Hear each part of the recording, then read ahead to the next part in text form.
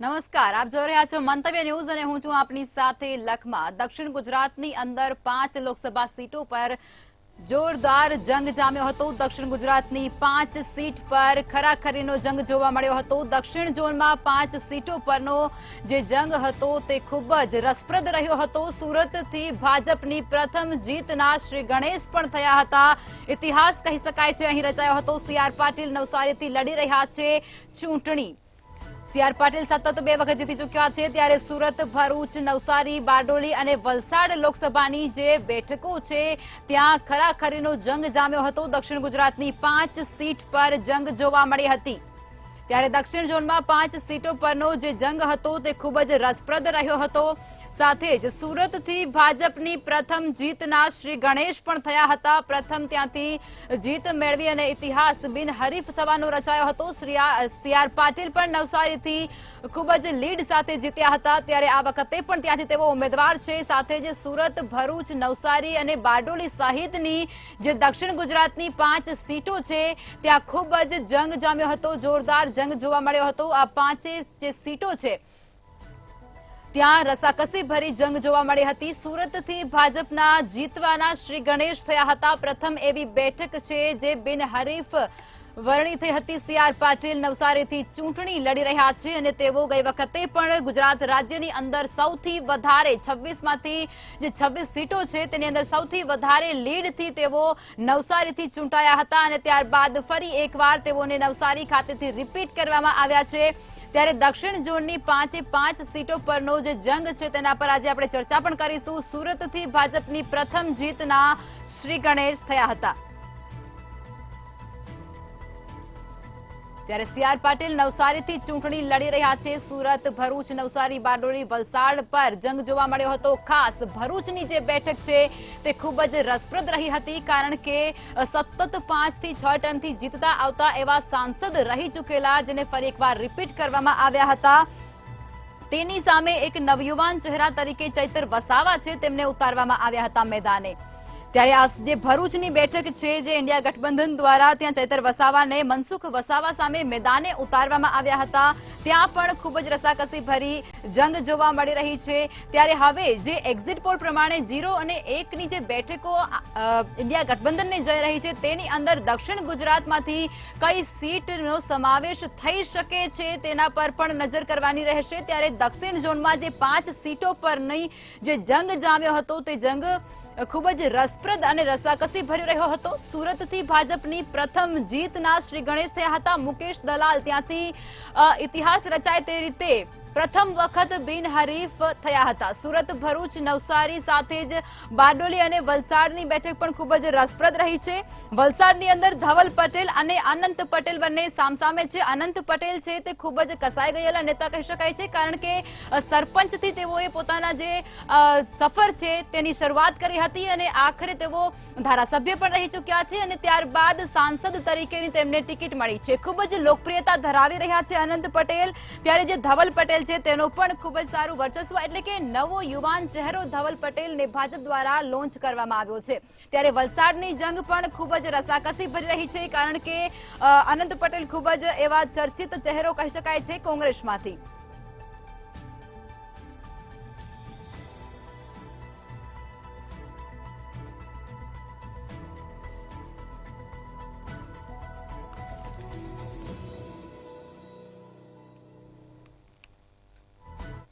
Exit poll આવ્યા બાદ ગુજરાતમાં ભારતીય જનતા પાર્ટીના નેતાઓની ઊંઘ ક્યાંક હરામ થઈ ગઈ છે, કારણ કે એક સીટ ઇન્ડિયાના ફાળે જઈ શકે છે અને જો આ બેઠક ઇન્ડિયા મેળવે છે તો પછી ભાજપના ગઢમાં જ ભાજપનું નાક વઢાય તેવી પરિસ્થિતિ જોવાશે, કારણ કે તમામ રેલી, સભા, બેઠક અને પ્રચારમાં 26માંથી 26 અને 5 લાખની લીડ આ બંને વાતો કેન્દ્રમાં રહી છે। ત્યારે દક્ષિણ ગુજરાતની વાત કરીએ તો ભરૂચ, નવસારી, વલસાડ, સુરત અને બારડોલીનો સમાવેશ થાય છે। ત્યારે ભરૂચ અને વલસાડની બેઠક ક્યાંક ભાજપ માટે ડેન્જર સાબિત થઈ હતી અને ત્યારે આ જ બેઠકો પર ચર્ચા કરીશું, જેની અંદર આપણી સાથે ચર્ચામાં જોડાઈ ચૂક્યા છે પ્રફુલભાઈ ત્રિવેદી, મંતવ્ય ન્યૂઝના એસોસિએટ એડિટર છે, અને સાથે જ ઉત્પલ દેસાઈ જોડાઈ ચૂક્યા છે વલસાડથી, જેઓ એક વરિષ્ઠ પત્રકાર છે, અને જયેશભાઈ જોડાયા છે ન્યૂઝરૂમથી લાઈવ, અમારા સંવાદદાતા છે। પ્રફુલભાઈ, દક્ષિણ ગુજરાતની અંદર જેટલી સીટો છે ખૂબ જ રસાકસી ભર્યો જંગ ત્યાં હતો અને સુરત તો બિનહરીફ પણ થઈ ચૂકી છે. અત્યારની જે 0 થી 1 નો એક્ઝિટ પોલમાં જે આંકડો ઇન્ડિયા મેળવી રહી છે તેની અંદર આ બેઠક કોઈ હોઈ શકે છે દક્ષિણ ગુજરાતની, તમારા મત મુજબ? લખમાં દક્ષિણ ગુજરાત છે ભાજપનો ગઢ ગણાય છે. એમાં તમે જુઓ કે સુરતમાં આ વખતે ઇતિહાસ રચાયો.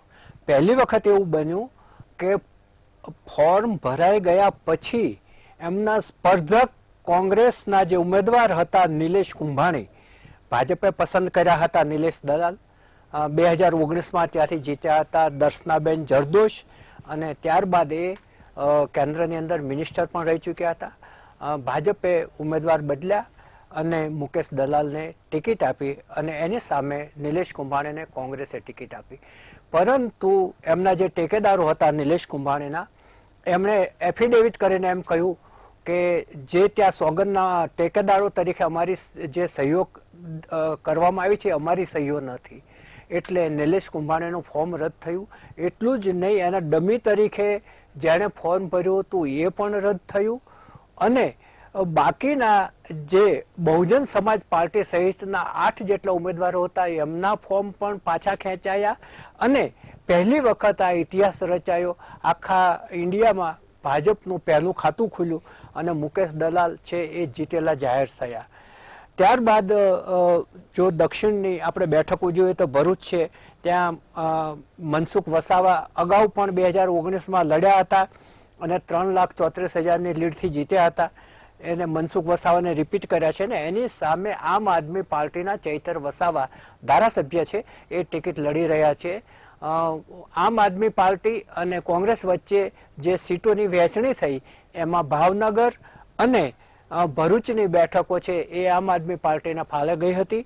ચૈતર વસાવાએ મનસુખ વસાવા જેવા એકદમ કસાયેલા કર્મઠ અને અનુભવી ઉમેદવાર સામે બહુ જ સારી ફાઇટ આપી છે. નવસારીની અંદર CR પાટીલે ગયા વખતે 6,89,668ની લીડથી જીત મેળવી હતી. આખા ગુજરાતમાં સૌથી વધુ લીડ હતી. એમને ભાજપે રિપીટ કર્યા છે અને એમની સામે કોંગ્રેસના પીઢ નેતા નૈસદ દેસાઈ ચૂંટણી લડી રહ્યા છે, પણ આ બેઠક ઉપર CR પાટીલની જીત નિશ્ચિત મનાય છે.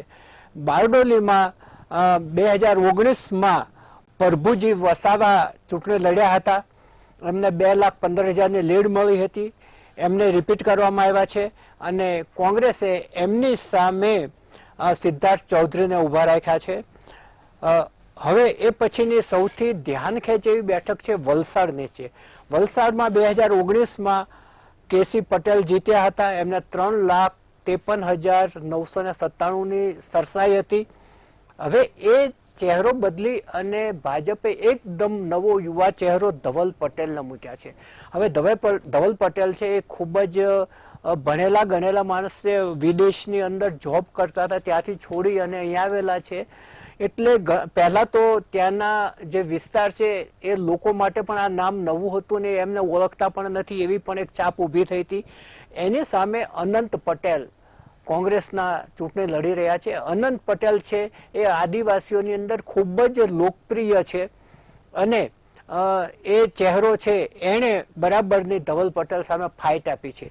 એટલે આ જે બેઠકો છે 5 બેઠકો, એ પૈકી વલસાડની બેઠક ઉપર અને મનસુખ વસાવાની ભરૂચ બેઠક ઉપર 2 બેઠક ઉપર ફાઇટ થઈ હતી. આમાંથી કોઈ એક બેઠક મળે એવી કોંગ્રેસને અને આમ આદમી પાર્ટીને અપેક્ષા છે, પરંતુ જે છેલ્લે જે ગણતરીઓ આવ્યું એમાંથી એમ લાગે છે કે આ તમામ બેઠકો છે એ ભાજપ મેળવી જશે. આ વિસ્તારમાં કદાચ કોંગ્રેસને એક પણ બેઠક નહીં મળે એવું લાગી રહ્યું છે. બિલકુલ, ચોક્કસથી પ્રફુલભાઈ. ઉત્પલભાઈ, તમે ત્યાંના સ્થાનિક છો એટલે તમને ત્યાંની વધારે ખબર હશે, એટલે કે હું તમને એ પૂછીશ કે સતત 6 ટર્મથી ભરૂચની અંદર જે જીતી રહ્યા છે મનસુખ વસાવા, તેની સામે એકદમ યુવા ચહેરો, નવો ચહેરો તરીકે ઇન્ડિયા ગઠબંધનમાંથી ચૈતરભાઈ વસાવાને મૂકવામાં આવ્યા છે, જેવો ધારાસભ્ય પણ છે. ત્યારે હવે ત્યાંની જે રસાકસી ભરી સ્થિતિ જોવા મળી હતી, સખત ચર્ચામાં આ બેઠક છે તે ચૂંટણી દરમિયાન રહી છે. તમને શું લાગે છે આજે એક્ઝિટ પોલમાં જે આંકડા સામે આવી રહ્યા છે તેની અંદર ક્યાંક આ બેઠકનો ઉલ્લેખ તમારા મત મુજબ થઈ શકે છે?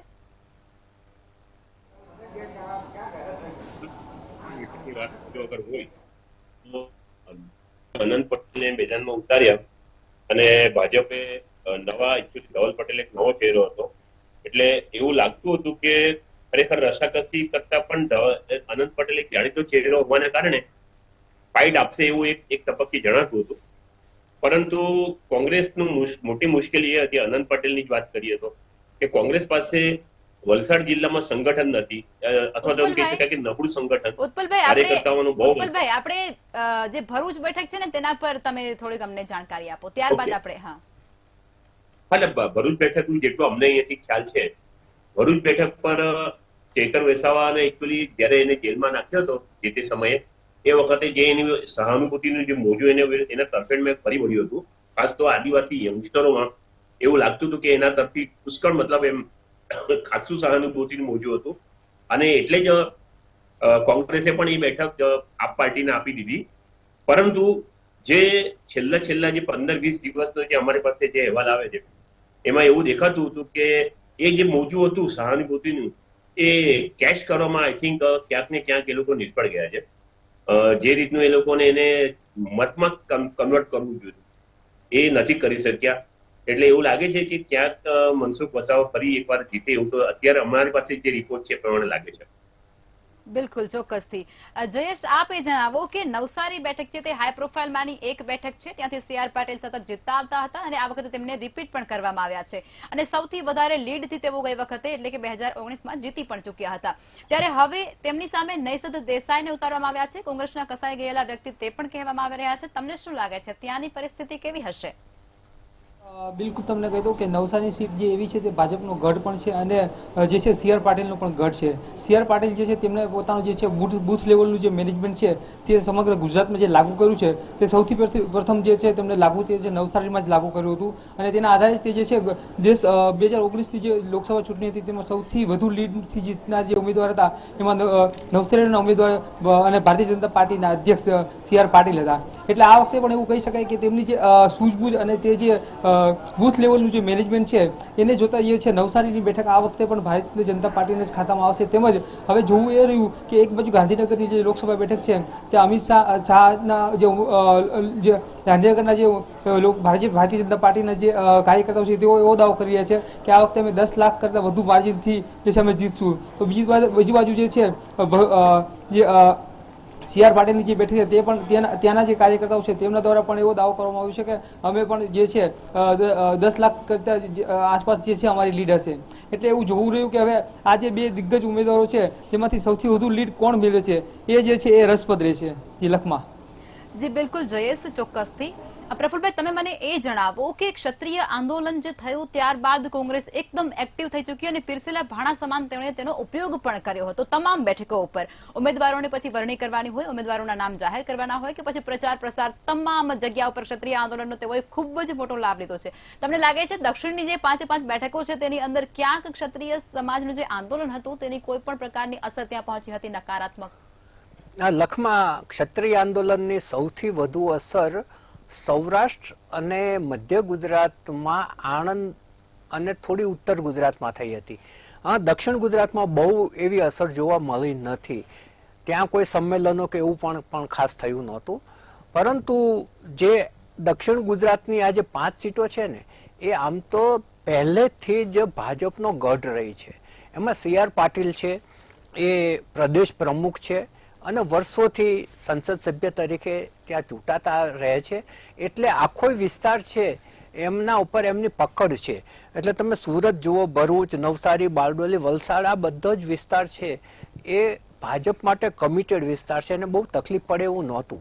પરંતુ જે 2 બેઠકો છે વલસાડ અને ભરૂચ, ત્યાં ઉમેદવારો પસંદ કરવામાં આમ આદમી પાર્ટી અને કોંગ્રેસે થોડી ચીવટ રાખી, જેને કારણે એક ફાઇટની પરિસ્થિતિ ચોક્કસ ઊભી થઈ. હવે જે રીતે ચૈતર વસાવા છે એ જેટલા ગાજ્યા હતા એટલા વરસી શક્યા છે કે નહીં આપણને કાલે ખબર પડશે. એટલા વરસ્યા નથી એવું ત્યાંના સ્થાનિક લોકો કહે છે કે ગાજ્યા બહુ પણ વરસ્યા નથી. હવે એવું જ અનંત પટેલનું છે કે અનંતભાઈનું તે ત્યાં સ્થાનિક વર્ચસ્વ ખૂબ જ છે. એ ત્યાં એ પોતાનું વર્ચસ્વ છે, એમના જે ટેકેદારો છે એ બધા એના વિસ્તારમાં ફરી અને એની લોકપ્રિયતાને મતમાં કન્વર્ટ કરી શક્યા છે કે નહીં, એ બહુ મોટો પ્રશ્ન છે. કારણ કે આ જે દક્ષિણ ગુજરાતનો વિસ્તાર છે ને, એમાં કોંગ્રેસ બહુ લૂજ પડી છે અને એની પાસે સંગઠન વેર વિખેર છે. તમે મજબૂત સંગઠન કહી શકો એવું ક્યાંય નથી, મોટા નેતા કહી શકાય એવું ક્યાંય નથી. એટલે દક્ષિણ ગુજરાતને સૌથી મોટી ખોટ કોંગ્રેસને હોય તો એ મજબૂત નેતાની અને એક મજબૂત સંગઠનની છે. ત્યાં સંગઠન વેરવિખેર છે, જેનો જે ગેરલાભ છે ને એ સારો ઉમેદવાર હોય એને પણ થાય છે. અને કોંગ્રેસને બીજી તકલીફ આ વખતે નાણાં ભીડની પણ હતી. કારણ કે ચૂંટણીની જે જાહેરાત થઈ એ જ ગાળાની અંદર એના જે બેંકના ખાતાઓ હતા, બેંકના એકાઉન્ટ હતા, એ સીલ થઈ ગયા હતા. એ સીલ થઈ, જેને કારણે આ વખતે એના ઉમેદવારોને નાણાં ભીડ પણ હતી અને બીજું નબળું સંગઠન હતું. આ બે માઇનસ પોઈન્ટ છે, એ કોંગ્રેસને ડગલે ને પગલે નડ્યા છે. અને એમાંથી આ દક્ષિણ ગુજરાતનો જે વિસ્તાર છે, 5 બેઠકો છે, એ એનાથી બાદ ના હોઈ શકે કે એનાથી બહાર ના હોઈ શકે. બિલકુલ, ચોક્કસથી. ઉત્પલભાઈ, આપે જણાવો કે વલસાડની અંદર ધવલભાઈ પટેલ છે તે એકદમ નવો ચહેરો છે, એકદમ યુવાન ચહેરો છે, અને તેની સામે આનંદભાઈ પટેલ છે તે પણ એકદમ નવો ચહેરો છે. એટલે કે આનંદભાઈ પટેલ છે ને, એને સરપંચથી પોતાનું જે લક્ષ્ય છે તેની શરૂઆત કરી હતી. પોતાની જે અત્યારે સફર છે, કારકિર્દી છે, તેની સરપંચથી શરૂઆત કરી અને તેઓ અત્યારે છેક સાંસદ સભ્યની ચૂંટણી લડવા સુધીની તેઓએ સફર કરી છે. તો તમને શું લાગે છે કે આનંદભાઈ છે તેમને પ્રજાનો પણ ખૂબ સારો એવો પ્રતિસાદ મળ્યો હતો, કારણ કે તેઓ પાયાના કાર્યકર્તા છે અને લોકોથી ખૂબ જ નજીકથી જોડાયેલી વ્યક્તિ છે. ધવલ પટેલને તેઓએ ટક્કર તો આપી જ છે, પરંતુ જે નરેન્દ્ર મોદીના ચહેરા પર ચૂંટણી લડાતી હોય છે ત્યારે ધવલ પટેલ ત્યાંથી જીત મેળવી રહ્યા છે તે પણ ફિક્સ હોય તેવું લાગે છે. તમને શું લાગે છે? પ્રમાણે ધવલ પટેલ ભલે નવો ચહેરો છે ભાજપનો, પણ જો અગર 2014 અને 2019 ની ચૂંટણીની વાત કરીએ તો એ વખતે તો ભાજપે એકદમ જૂના જાણીતા અને ખૂબ જ અનુભવી એવા ડોક્ટર કેસી પટેલને ટિકિટ આપી હતી.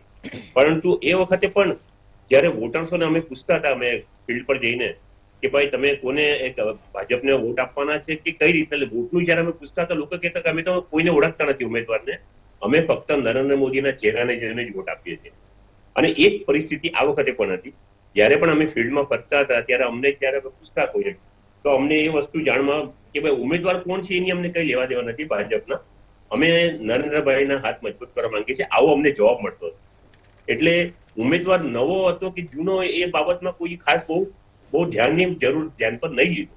રહી વાત આનંદ પટેલની, હા, આનંદ પટેલ જૂનો જાણીતો ચહેરો છે, વાંસદાના વિધાનસભાના એટલે કે ધારાસભ્ય તરીકે લાસ્ટ 2 ટર્મથી ચૂંટાય છે અને આદિવાસી બેલ્ટ પર ખૂબ જ લોકપ્રિય છે. એનું કારણ છે કે છેલ્લા 2 વર્ષથી એવો આદિવાસી એટલે કે ધરમપુર, કપરાડા અને ડાંગ વિસ્તારમાં આદિવાસીઓના જે પ્રશ્નો હતા, જેમ કે પાર તાપી નર્મદા રિવર લિંક આંદોલન હતું, જંગલના જમીનના પ્રશ્નો છે, પીવાના પાણીની સમસ્યા છે, આ મુદ્દે એ ખૂબ જ એક્ટિવ હતા અને આવીને અધિકારીઓ સાથે વાત ભીડતા, એ જોઈને જે જાહેરમાં અધિકારીઓ સાથે વાત ભીડતા હતા, આઈ થિંક યંગસ્ટરો, ખાસ કરીને આદિવાસી બેલ્ટમાં આદિવાસી યંગસ્ટરોમાં એને કારણે એનો પ્રભાવ જણાતો હતો અમને. અને ચૂંટણીમાં પણ આ વખતે એમની સાથે યંગસ્ટરો ખૂબ જ રહ્યા. આદિવાસી બેલ્ટ પર એમ કહી શકાય કે યંગસ્ટરોનો એમને ખૂબ જ સહયોગ હતો એકચ્યુઅલી. પણ એ વલસાડ પાર્ટી અને ઉમરગામ, આ જે 3 વિધાનસભા બેઠક પર કે જ્યાં ભાજપ છેલ્લા 4 ટર્મથી એટલે કે 4 ચૂંટણીઓમાં 2 લોકસભા અને 2 વિધાનસભા, એ આ જે 3 બેઠકો છે વિધાનસભા, જ્યાં લગભગ 2.5 લાખ કરતા વધારે વોટથી સરસાઈથી લોકો જીતે છે. અહીં જે પગ પેસારો કરવો જોઈએ અથવા તો અહીંયા જે લોકોને ગાબડા પાડવા જોઈએ, એ લોકોને ગઢમાં, એ પાડવામાં આ લોકો કોંગ્રેસ નિષ્ફળ ગયું. કારણ કે કોંગ્રેસનું સંગઠન નબળું છે, અહીંયા કાર્યકર્તાઓ નથી. અને પ્રફુલભાઈ જેમ વાત કરી એ પ્રમાણે ફંડનો ઇસ્યુ હતો. તો આદિવાસી બેલ્ટ પર એમાં તમે માનો કે કપરાડા અને ડાંગ, એ જે 2 પટ્ટી પર થોડુંક ભાજપનું પ્રદર્શન સારું રહેશે. ધરમપુર અને વાંસદામાં લીડ લઈ જશે આનંદ પટેલ, પણ એની સામે જે આ 3 જે ગઢ છે ભાજપના, વલસાડ પાર્ટી અને ઉમરગામ તાલુકા વિધાનસભા બેઠક, આ જે લીડ છે એ નહીં તોડી શકે. અને આનંદ પટેલને એમ કહી શકાય કે વલસાડમાં જયારે અમે લોકોને પૂછતા હતા લોકોને, તો અમને એવું લાગતું હતું, જણાતું હતું કે નરેન્દ્ર મોદી વિરુદ્ધ આનંદ પટેલની ફાઇટ હતી. કારણ કે પણ રાહુલ ગાંધીના નામ પર તો એ ચૂંટણી લડાઈ જ નથી. અનંત પટેલ એક જાણીતો અને જૂનો ચહેરો હતો, એટલે અનંત પટેલ વિરુદ્ધ જાણે કે નરેન્દ્ર મોદીની ફાઇટ હોય ને અહીંયા એવો માહોલ દેખાતો હતો. અને એમાં અનંત પટેલને કહી શકાય કે કાર્યકર્તાઓ નહીં, નેતાઓ નથી, સંગઠન નબળું છે, ફંડનો અભાવ, આ બધા પરિબળો એકચ્યુઅલી એના વિરુદ્ધમાં કામ કરી ગયા હોય એવું જણાય છે અમને. જી બિલકુલ, ચોક્કસથી. જયેશ, આપે જણાવો કે એક્ઝિટ પોલ પ્રમાણે ભાજપના માથે જે લટકતી તલવાર સમાન એક સીટ છે, દક્ષિણ ગુજરાતની અંદરથી તમારા મતે એમાંથી કોઈ એક સીટ હોઈ શકે? જી બિલકુલ, આપણે જે એક્ઝિટ પોલ જોયું છે તેની અંદર આપણે જોયું છે કે ગુજરાતમાંથી જે એક સીટ છે તે કોંગ્રેસને મળી શકે છે. તો જે દક્ષિણ ગુજરાતની જો વાત કરવામાં આવે તો જે ભરૂચની બેઠક છે તે અંદાજ પ્રમાણે જે છે ભરૂચની સીટ હોઈ શકે છે. કેમ કે ભરૂચની સીટ ઉપર જે છે આમ આદમી પાર્ટીના જે ચેતર વસાવા છે તે લડી રહ્યા છે, અને ચેતર વસાવાની સીટ છે જે તે આમ આદમી પાર્ટીના મુખ્યમંત્રી, દિલ્હીના મુખ્યમંત્રી આમ આદમી પાર્ટીના જે રાષ્ટ્રીય સંયોજક છે તેમના દ્વારા જે છે એ તેમના દ્વારા આ બેઠક ઉપર એમની જાહેરાત કરવામાં આવી હતી, અને તેની સાથે જ કોંગ્રેસને પણ એની સાથે એમને વિશ્વાસમાં લેવામાં આવ્યા હતા, અને ત્યારબાદ એ બેઠક છે જે જાહેર કરવામાં આવી હતી.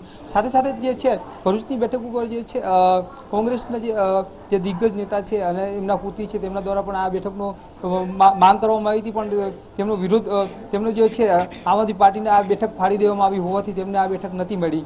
પરંતુ જો વાત કરવામાં આવે તો ભરૂચની બેઠક છે તેમાં જે ચેતર વસાવા દ્વારા જે છે જે ચૂંટણીની જાહેરાત નથી થઈ તેના 6 મહિના પહેલા જ છે તે તેમના દ્વારા જે પ્રચારની શરૂઆત કરી દેવામાં આવી હતી. તેમજ આમ આદમી પાર્ટીના ઉમેદવારો જે છે અરવિંદ કેજરીવાલ તેમના દ્વારા પણ ત્યાં સભા કરવામાં આવી હતી, અને એવી રીતે જો જોવા જઈએ તો ત્યાં આમ આદમી પાર્ટીનું જે છે એક પ્રભુત્વ જોવા મળી રહ્યું હતું. એટલે એવું કહી શકાય કે દક્ષિણ ગુજરાતની અંદર જે છે આ બેઠક જે છે ભરૂચની તે હોઈ શકે છે. બિલકુલ, ચોક્કસથી. પ્રફુલભાઈ, આપ એ જણાવો કે બારડોલી જે બેઠક છે ને ત્યાં પ્રભુ વસાવાને રિપીટ કરવામાં આવ્યા છે અને સામે સિદ્ધાર્થ ચૌધરી છે કોંગ્રેસમાંથી, એટલે કે તો પછી આ જે પ્રભુ વસાવા છે તેને રિપીટ કરવામાં આવ્યા છે, ખૂબ સારું વર્ચસ્વ ધરાવી રહ્યા છે, અને ભાજપે ફરી એકવાર વિશ્વાસનો કળશ તેમના પર ઢોળ્યો છે. તેઓનો વિશ્વાસ જાળવી રાખવામાં અત્યારે એવું લાગી રહ્યું છે કે તેઓ સફળતા મેળવી લેશે. તમને શું લાગે છે? 1001% સફળતા મેળવી રહેશે. એમને ગઈ વખતે 7,42,273 મત મળ્યા હતા કોંગ્રેસના ઉમેદવારની સરખામણીમાં, અને એની જે લીડ હતી એ 2,15,447ની લીડ હતી. એટલે લીડ એ વખતે પણ મોટી હતી, 2.25 લાખ જેટલી હતી. એટલે એમને રિપીટ કર્યા છે, અને ત્યાં આખું જે વાતાવરણ છે એમાં આદિવાસીઓની વસ્તી વધારે છે. એની સામે સિદ્ધાર્થ ચૌધરી છે એ ક્યાંય પિક્ચરમાં હોય એવી આખાય ચૂંટણી દરમિયાન ક્યાંય ઉલ્લેખ પણ નથી થયો. આ પાંચેયમાંથી માત્ર 2 જ બેઠક એવી હતી કે જેની ચર્ચા થઈ હતી. એમાં આ ચૈતર વસાવા અને મનસુખ વસાવાની એક જે બેઠક છે ભરૂચની એ, અને વલસાડની ધવલ પટેલ અને અનંત પટેલ, આ 2 બેઠકોની જ ચર્ચા થઈ છે. ત્યાં ચોક્કસપણે કાંટેકી ટક્કર જેવી એમને ફાઇટ આપી છે, પરંતુ એ જીત સુધી પહોંચી શકશે નહીં એવું ચોક્કસપણે લાગે છે, અને આ આખો વિસ્તાર અકબંધ ભાજપ સાથે રહેશે એવું આજની તારીખે લાગી રહ્યું છે. કાલે હવે રિઝલ્ટ આવ્યા પછી શું છે જોઈશું. બિલકુલ બિલકુલ, ચોક્કસથી. ઉત્પલભાઈ, આપ એ જણાવો કે દક્ષિણ ગુજરાતની અંદર કયા એવા મુદ્દાઓ હતા, કયા એવા પ્રશ્નો હતા જેને લઈ અને ચૂંટણી લડાય છે અને નાગરિકો તેનાથી સંતુષ્ટ થયા છે? તમને શું લાગે છે, કારણ કે તમે ત્યાં ગ્રાઉન્ડ ઝીરો થી કામ કર્યું છે?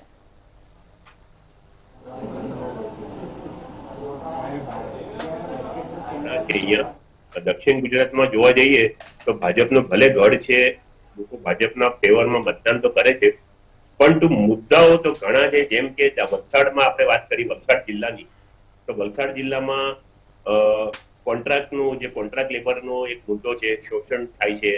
વાપી જીઆઈડીસીમાં તમે જાઓ તો અત્યારે કોન્ટ્રાક્ટ લેબર જે ચાલે છે એના લીધે એ લોકોમાં બહુ નારાજગી જોવા મળી રહી છે, યંગસ્ટરોમાં ખાસ તો. સાથે સાથે પીવાના પાણીનો સમસ્યા છે. પીવાના પાણીની કાંઠા વિસ્તારમાં અમે જુઓ તો પીવાના પાણીની સમસ્યા છે, બેરોજગારીના પ્રશ્ન છે, મોંઘવારી છે. આ બધા પ્રશ્નો ઘણા બધા હતા, પણ ઓનેસ્ટલી કહીએ તો એ પ્રશ્નો ઉઠાવવામાં ખરેખર કોંગ્રેસ નિષ્ફળ ગયો. અમને તો એટલી દેખાય છે. અમે નવસારી પણ જોયું છે, વલસાડ જોયું છે, મતલબ આ 2 બેઠક તો અમે બહુ સક્રિય રીતે કર્યા છે. ક્યાંય પણ કોંગ્રેસ આ મુદ્દા ઉઠાવતા દેખાયો નહીં.